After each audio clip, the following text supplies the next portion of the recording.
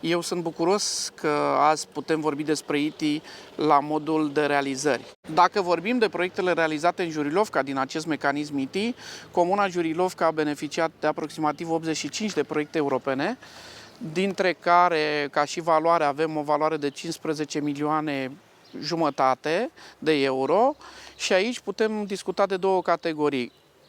Jumătate din această sumă, 7,24 milioane de euro în zona publică, adică accesați de Primăria Comunei Jurilovca, cealaltă jumătate accesat de mediul privat.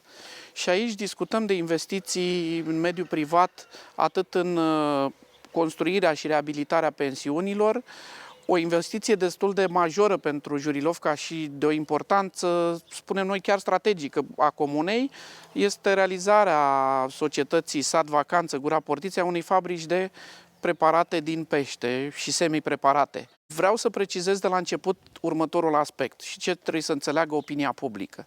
Acest mecanism ITI a fost realizat în urma unui studiu și a unei strategii elaborate de Banca Mondială. Pentru că de fiecare dată ne întrebăm de ce au plecat banii într-o zonă și nu pleacă în cealaltă și cum putem să facem absorție. Mi-aduc aminte, încă de la început Primăria Jurilovca a fost membru fondator în această asociație. Am discutat, cred că de 5-6 ori cu reprezentanții Băncii Mondiale. Pe de o parte noi, administrația publică locală, pe de altă parte au fost întâlniri comune între administrația publică locală și mediul privat și, nu în ultimul rând, au fost ascultați separat și cei din mediul privat. Dar abia după ce s-au făcut aceste consultări, a reieșit foarte clar din această strategie necesitățile și nevoile de investiții pe fiecare palier în parte și pe fiecare unitate administrativ-teritorială în parte.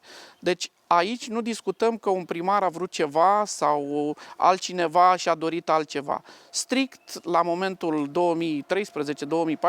când s-au scris strategiile, a reieșit din necesitățile de la acel moment. Foarte important să înțelegem cu toții este faptul că acest mecanism ITI, pus la dispoziție de Comisia Europeană, prin aceste mecanisme de investiții, practic, dă o șansă zonelor defavorizate să acceseze linii de finanțare.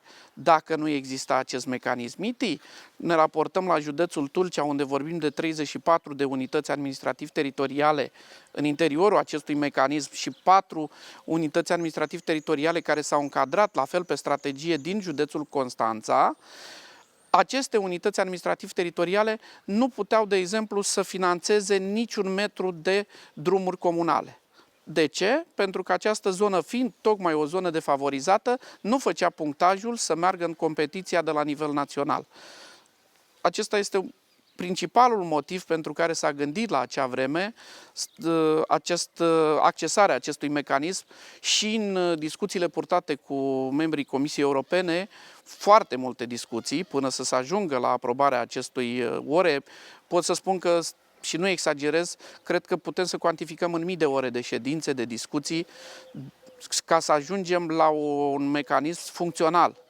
Dacă astăzi, când stăm de vorbă, așa cum spuneam, nu numai Comuna Jurilovca, ci toate UAT-urile, toate cele 38 de UAT-uri beneficiare sunt pe punctul de a finaliza 100% aceste proiecte, atât noi ca și unități administrativ-teritoriale, cât și mediul privat. Este foarte clar că nu putem să vorbim decât de o plus valoare adusă comunității în general. Beneficiarul final, sub o formă sau alta, este cetățeanul. Asta trebuie să înțelegem cu toții.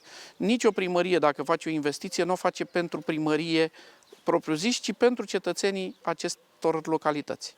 Acest interviu este posibil cu finanțare dintr-un proiect cofinanțat din Fondul European de Dezvoltare Regională prin Programul Operațional Asistență Tehnică 2014-2020.